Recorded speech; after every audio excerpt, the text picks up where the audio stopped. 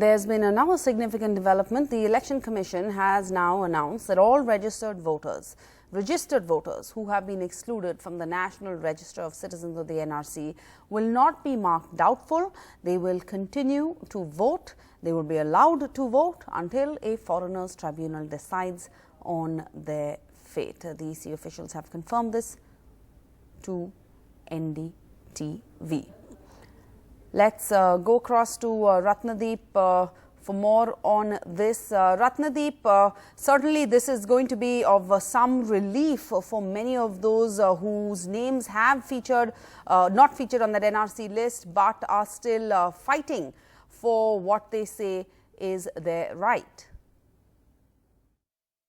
This decision by the Election Commission of India definitely comes as a major relief for those close to 2 million people who have been excluded in the final NRC of Assam, which was published on 31st of August. Remember, this also includes those 1.2 lakh people who are already marked as doubtful voters in Assam voter list. They cannot vote, they have not been voting, and their descendants. So, in the case of D voters, there will be lakhs of people who have been excluded because somebody in the family is marked as a D voter, because Supreme Court, while formulating the standard operating procedures of making the final NRC, decided that those who have been marked as D voters and their descendants would be their cases would be kept hold, and they will be excluded of the final NRC until and unless the foreigners tribunal clear their cases. So for them this will be